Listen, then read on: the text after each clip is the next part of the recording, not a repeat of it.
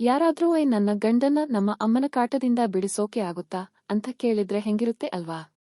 ಇಲ್ಲಿ ಅಮ್ಮ ಅಂದ್ರೆ ಹೆಂಡ್ತಿಯ ಸ್ವಂತ ತಾಯಿ, ಗಂಡನಿಗೆ ಅತ್ತೆ. ಏನೇ ಇರಲಿ, ಸ್ವಲ್ಪ ತುಂಟತನ, ಇನ್ನು ಸ್ವಲ್ಪ ಜಗಳ, ಎಲ್ಲವೂ ತುಂಬಿರೋ ಪ್ರಮೀಳಾ ಅನ್ನೋ ಹುಡುಗಿಯ ಕಥೆಯನ್ನು ನಾವೀಗ ಕೇಳೋಣ. ನಮಸ್ತೆ, ನನ್ನ ಹೆಸರು ಪ್ರಮೀಳಾ. ನಂಗೆ ಮದುವೆಯಾಗಿ 6-7 ವರ್ಷ ಆಯ್ತು. ನಮಗೊಬ್ಬ ಮುದ್ದಾದ ಮಗನಿದ್ದಾನೆ.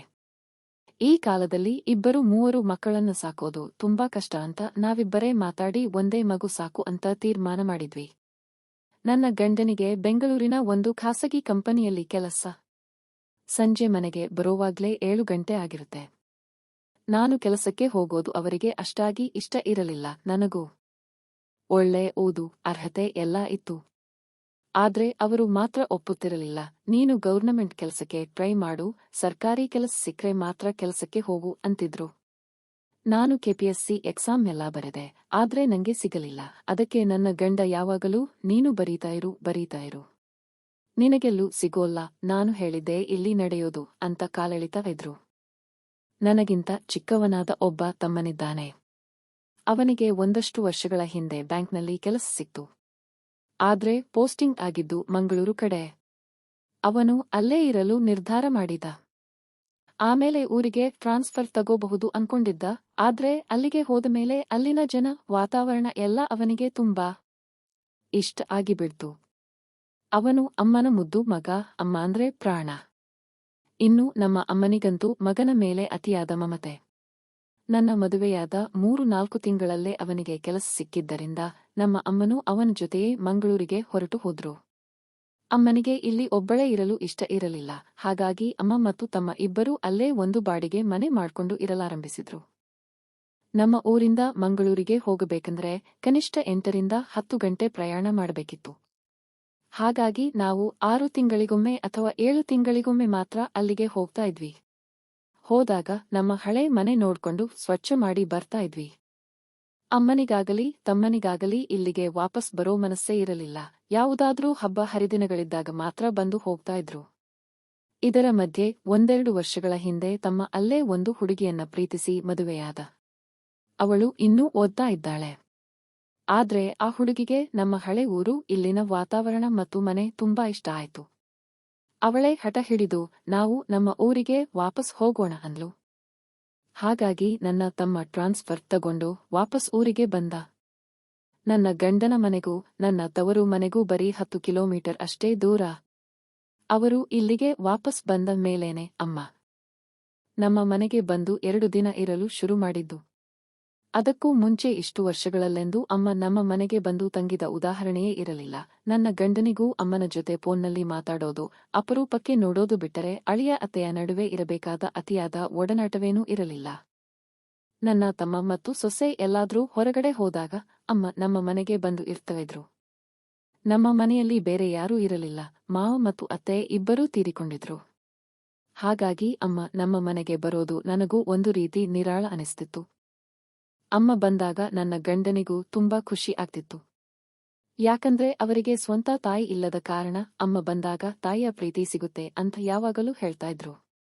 ಇನ್ನು ಅಮ್ಮನಿಗೂ ಅಷ್ಟೇ, ದೂರ ಇದ್ದಾಗ ಇರದ ಪ್ರೀತಿ ಈಗ ಹತ್ತಿರ ಬಂದಾಗ ಉಕ್ಕಿ ಹರಿಯುತ್ತಿತ್ತು. ಅಳಿಯನನ್ನ ಅತಿಯಾಗಿ ಉಪಚರಿಸಲು ಶುರು ಮಾಡಿದ್ರು. ಮನೆಗೆ ಬಂದ ತಕ್ಷಣ ಅಳಿಯನಿಗೋಸ್ಕರ ಏನಾದ್ರೂ ಸ್ಪೆಷಲ್ ಅಡುಗೆ ಮಾಡಿ ಮಗನೇ ತಿನ್ನು ಅಂತ ಹತ್ತಿರ ಕೂರಿಸಿ ಉಣಿಸುತ್ತಿದ್ರು.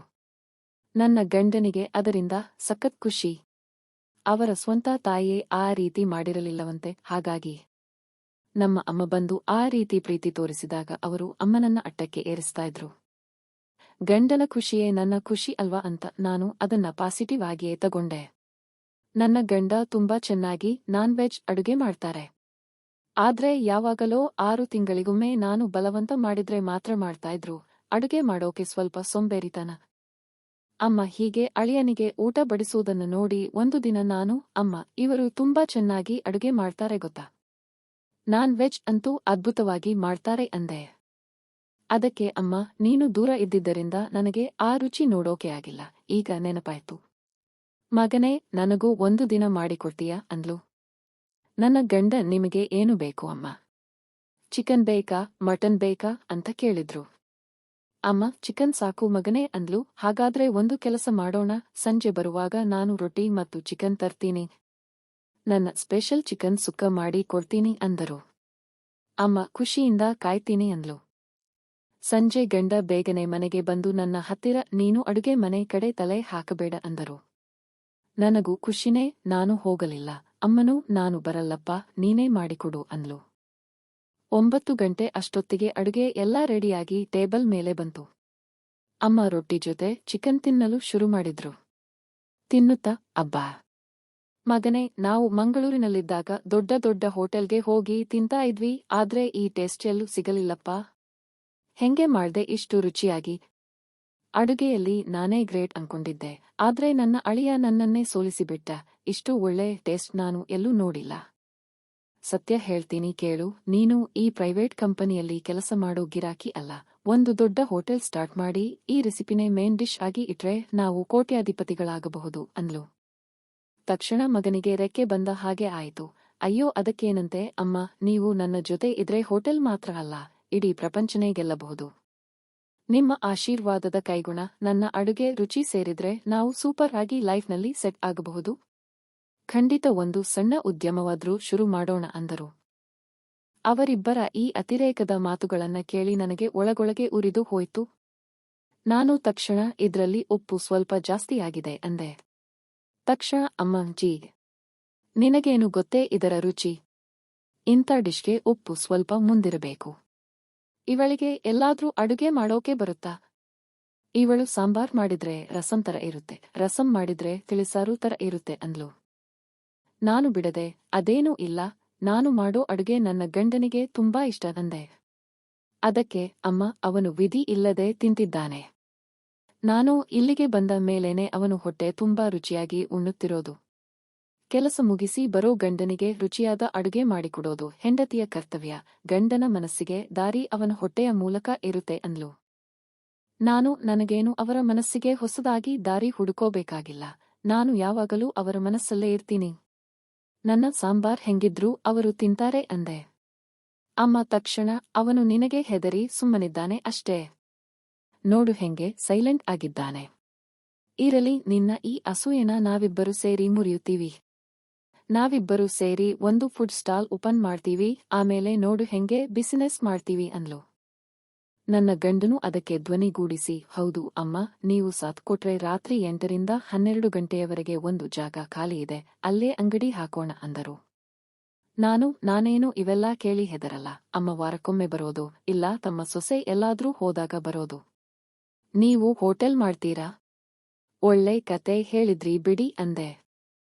ಅಮ್ಮ ತಕ್ಷಣ, ಹೋಗೆ ಅಸೂಯೆ ಮುಂಡದೆ. ನಾವಿಬ್ಬರು ಸೇರಿದ್ರೆ ಸ್ಟಾರ್ ಹೋಟೆಲ್ ಆದ್ರೂ ಮಾಡ್ತೀವಿ, ಹೌದಲ್ಲೋ ಮಗನೇ ಅಂದ್ಲು. ಗಂಡ, ಹೌದು ಅಮ್ಮ, ನೀವು ಜೊತೆಗಿದ್ರೆ ನಾನ್ ಏನಾದ್ರೂ ಮಾಡ್ತೀನಿ ಅಂದರು. ಅಮ್ಮ ಆಗ ನೋಡ್ದೆ ಇವಳೆ, ನನ್ನ ಮಗನಿಗೆ ನಾನು ಹತ್ತಿರ ಇದ್ರೆ ಎಷ್ಟು ಧೈರ್ಯ ಬರುತ್ತೆ ಅಂತ ಅಂದ್ಲು. ಮದುವೆಯಾಗಿ ಇಷ್ಟು ವರ್ಷ ಆಯ್ತು, ನಿನ್ನ ಬಗ್ಗೆ ಅವನು ಇಷ್ಟೊಂದು ಹೆಮ್ಮೆಯಿಂದ ಮಾತಾಡಿದ್ದನ್ನ ನಾನೆಲ್ಲೂ ಕೇಳಿಲ್ಲ. ಅದಕ್ಕೆ ಹೇಳೋದು, ತಾಯಿಯ ಪ್ರೀತಿ ದೊಡ್ಡದು ಅಂದ್ಲು. ನಾನು ಆ ಪರಿಸ್ಥಿತಿಯನ್ನ ಹೇಗೋ ನಿಭಾಯಿಸಿ ಸುಮ್ಮನಾದೆ. ಮರುದಿನ ಬೆಳಗ್ಗೆ ನನ್ನ ಗಂಡ ಕೆಲಸಕ್ಕೆ ಹೊರಡುವಾಗ ಅಮ್ಮ ಅವರ ಹತ್ತಿರ ಬಂದು, ಅಯ್ಯೋ ಮಗನೇ, ನಿನ್ನ ಮೀಸೆ ನೋಡು, ಒಂದೆರಡು ಕೂದಲು ನರೆತು ಹೋಗಿದೆ. ನೀನು ನೀಟಾಗಿ ಇರಬೇಕಪ್ಪ. ಇದನ್ನ ಕಪ್ಪಗೆ ಮಾಡ್ಕೊಂಡು ಹೋಗು ಅಂದ್ಲು. ಗಂಡ, ಅಯ್ಯೋ ಅಮ್ಮ, ನಾನಿನ್ನೂ ಯಾವುದೇ ಕಲರ್ ಯೂಸ್ ಮಾಡಿಲ್ಲ, ಬರೀ ಒಂದೇ ಒಂದು ಕೂದಲು ಅಷ್ಟೇ ಅಂದರು. ಅಮ್ಮ ತಕ್ಷಣ, ಒಂದು ಕೆಲಸ ಮಾಡು, ನಾನು ತೆಗಿತೀನಿ ಅಂದ್ಲು. ಅಮ್ಮ ನನ್ನ ಕಡೆ ತಿರುಗಿ, ಆ ಹೇರ್ ಪ್ಲಕ್ಕರ್, ಕೂದಲು ತೆಗೆಯುವ ಚಿಮುಟ ಇತ್ತ ತಗೊಂಡು ಬಾರೆ ಅಂದ್ಲು.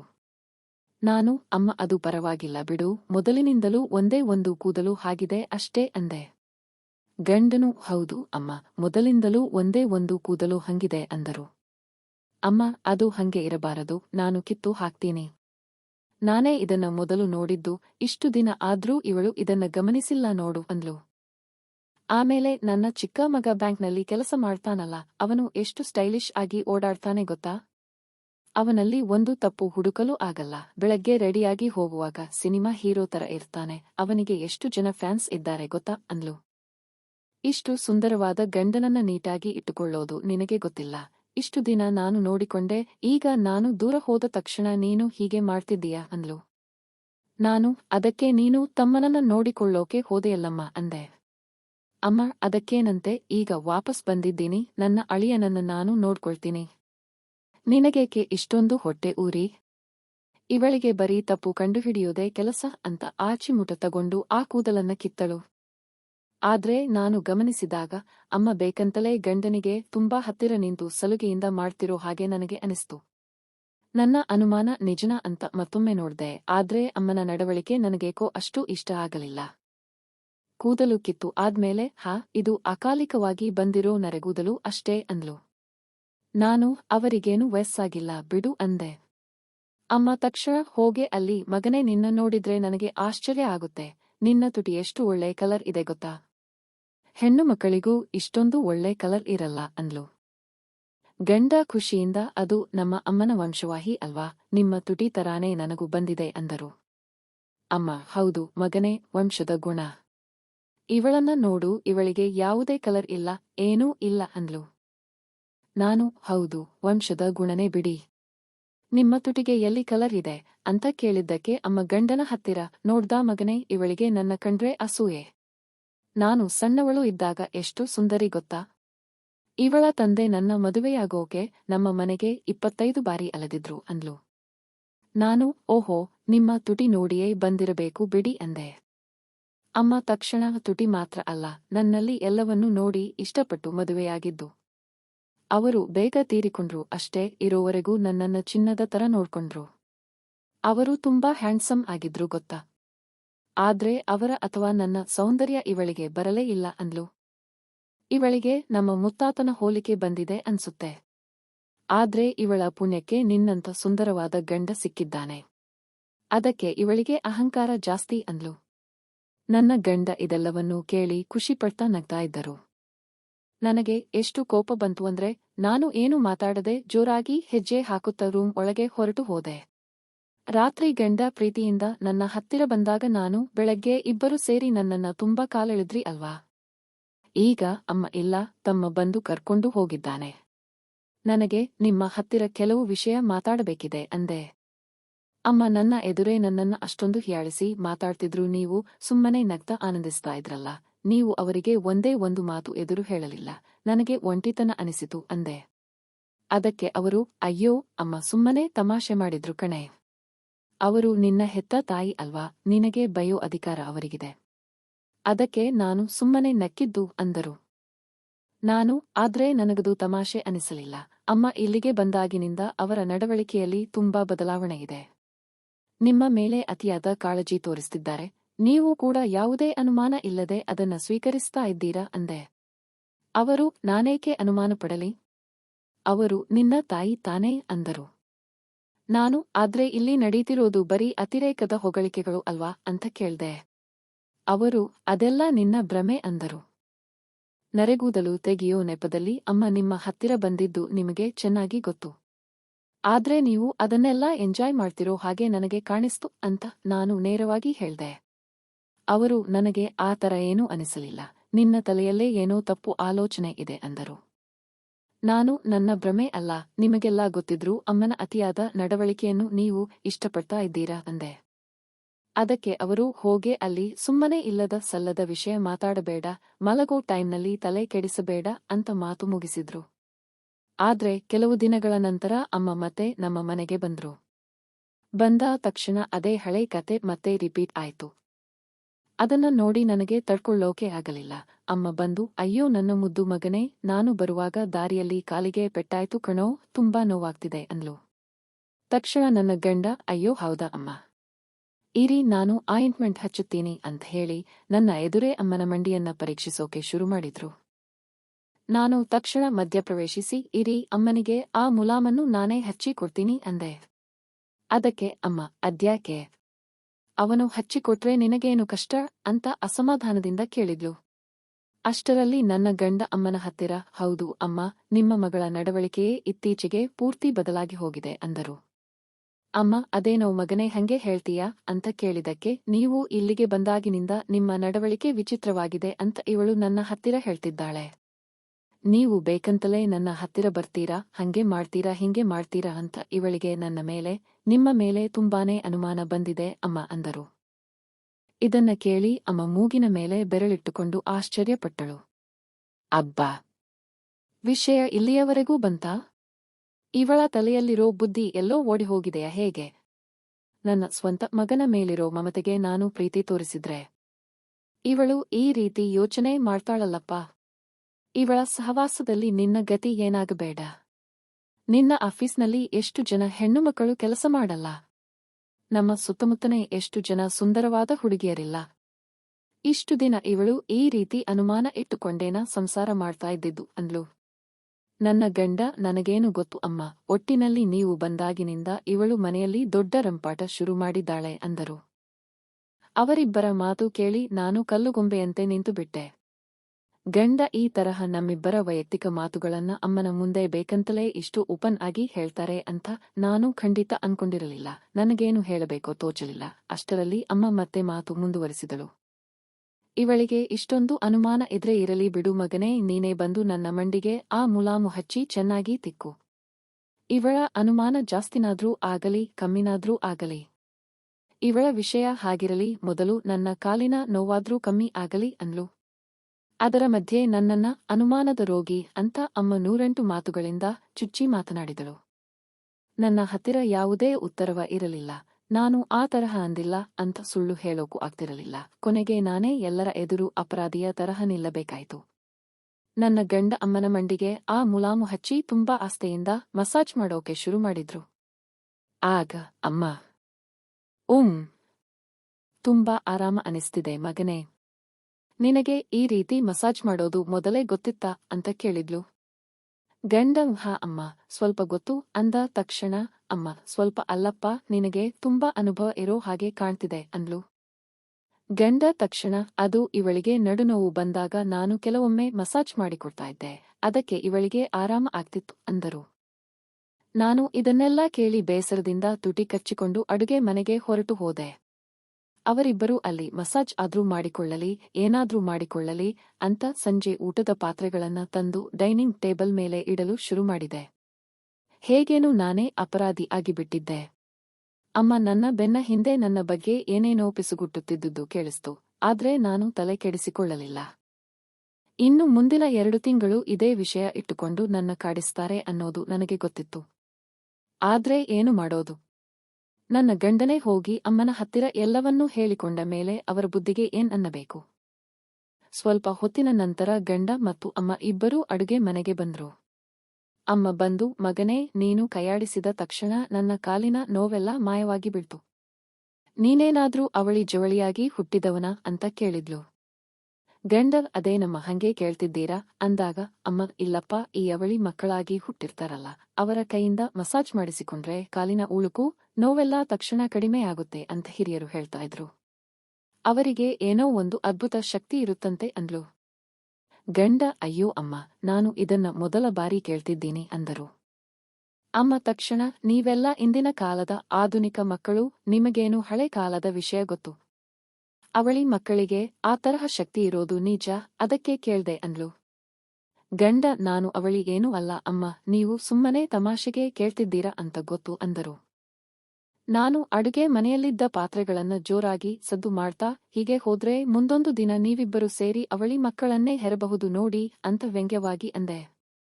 ನನ್ನ ಮಾತು ಕೇಳಿ ಗಂಡ ಜೋರಾಗಿ ನಕ್ಕರು. ಆದ್ರೆ ಅಮ್ಮನಿಗೆ ಮಾತ್ರ ಸಿಕ್ಕಾಪಟ್ಟೆ ಕೋಪ ಬಂತು. ಏನೇ ಎಂದೆ ನೀನು? ನೀನು ಏನು ಅರ್ಥದಲ್ಲಿ ಮಾತಾಡ್ತಿದ್ದೀಯ ಅಂತ ನನಗೆ ಗೊತ್ತು. ಇಡೀ ಪ್ರಪಂಚದಲ್ಲಿ ನಿನಗೊಬ್ಬಳಿಗೇನ ಗಂಡ ಇರೋದು ಅಂತ ಕೂಗಾಡಿದಳು. ನೋಡೆ, ನಿನ್ನ ಗಂಡನಿಗಿಂತ 100 ಪಟ್ಟು ಸುಂದರವಾಗಿದ್ದ ಗಂಡನ ಜೊತೆ ಬಾಳಿದವಳು ನಾನು. ನನ್ನ ಚಿಕ್ಕ ಮಗನ ಜೊತೆ ಮಂಗಳೂರಿನಲ್ಲಿದ್ದಾಗ ಅಲ್ಲಿಗೆ ಬರ್ತಿದ್ದ ಆಫೀಸ್ನ ದೊಡ್ಡ ದೊಡ್ಡ ಅಧಿಕಾರಿಗಳೆಲ್ಲ ನನ್ನ ನೋಡಿ ಎಷ್ಟು ಹೊಗಳ್ತಾ ಇದ್ರು ಗೊತ್ತಾ? ಅಮ್ಮನ ಮುಖ ನೋಡಿದ್ರೆ ನಮಗೆ ಖುಷಿಯಾಗುತ್ತೆ, ನಿಮ್ಮ ಕೈ ಅಡುಗೆ ಅದ್ಭುತ ಅಂತ ಅವರೆಲ್ಲ ಪದೇ ಪದೇ ನಮ್ಮ ಮನೆಗೆ ಬರ್ತಾ ಇದ್ರು. ಬರೀ ಗಂಡನನ್ನೇ ನಂಬಿಕೊಂಡು ಈ ಮೂಲೆಯಲ್ಲಿ ಕೂತಿರೋ ನಿನಗೆ ಆ ಪ್ರಪಂಚ ಏನ್ ಗೊತ್ತು ಅಂದ್ಲು. ನಾನು ತಕ್ಷಣ, ಅಮ್ಮ, ಅಷ್ಟೊಂದು ಜನ ಅಧಿಕಾರಿಗಳು ಬರ್ತಾ ಇದ್ರಲ್ಲ, ಅವರಲ್ಲಿ ಯಾರನ್ನಾದ್ರೂ ಒಬ್ಬರನ್ನ ಆರಿಸಿಕೊಂಡು 2ನೇ ಮದುವೆ ಮಾಡ್ಕೋಬಾರದಿತ್ತಾ?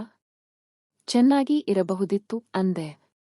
ಅಮ್ಮ ರೇಗಿ ಹೋಗಿ, ನನಗೆ ನೀನು ಎರಡನೇ ಮದುವೆ ಮಾಡಿಸೋದು ಬೇಕಾಗಿಲ್ಲ. ನನಗೆ ಮನಸ್ಸಾದ್ರೆ ಎರಡಲ್ಲ 10 ಮದುವೆ ಆದ್ರೂ ಆಗ್ತೀನಿ, ಅದಕ್ಕಿನ್ಯಾರ ಅಡ್ಡಿ? ಹೌದಲ್ಲೋ ಮಗನೇ ಅಂತ ನನ್ನ ಗಂಡನನ್ನ ಕೇಳಿದ್ಲು. ನನ್ನ ಗಂಡ ಅದಕ್ಕೂ ಹೌದು ಅಮ್ಮ ಅಂತ ನಗ್ತಾ ಇದ್ರು. ನಾನು ಗಂಡನ ಕಡೆ ಕೋಪದಿಂದ ನೋಡಿದಾಗ ಅವರು ರಹಸ್ಯವಾಗಿ ಕಣ್ಣು ಹೊಡೆದು, ಇದೆಲ್ಲ ಸುಮ್ಮನೆ ತಮಾಷೆಗೆ ಅನ್ನೋ ತರಹ ಸಣ್ಣ ಸೆರೆಂಗ್ ಮಾಡಿದ್ರು. ನಾನು, ರೀ, ಇವೆಲ್ಲ ನನಗೆ ಯಾವುದೇ ತಮಾಷೆ ತರಹ ಅನಿಸ್ತಿಲ್ಲ ಅಂದೆ. ಆಗ ಅಮ್ಮ, ಅವಳು ಹಂಗೆ ಒದ್ದಾಡಲಿ ಬಿಡು ಮಗನೇ, ಜಗತ್ತಿನಲ್ಲಿ ಇವಳೊಬ್ಬಳಿಗೇನ ಗಂಡ ಇರೋದು. ನಿನ್ನ ಗಂಡನೇನೂ ಕರಗಿ ಹೋಗೋ ವಸ್ತುವಲ್ಲ ಅಂತ ಹೇಳಿ ನನ್ನ ಗಂಡನ ಕೈ ಹಿಡಿದು ಅಲ್ಲಿಂದ ಕರ್ಕೊಂಡು ಹೋದಳು. ನನ್ನ ಗಂಡನೂ ಒಂಥರ ಸಾಕುಪ್ರಾಣಿಯ ತರಹ ಅವಳ ಹಿಂದೆ ಹೊರಟು ಹೋದರು. ಅಂದು ರಾತ್ರಿ ನನಗೂ ನನ್ನ ಗಂಡನಿಗೂ ಈ ವಿಷಯವಾಗಿ ದೊಡ್ಡ ಜಗಳವೇ ಆಯ್ತು.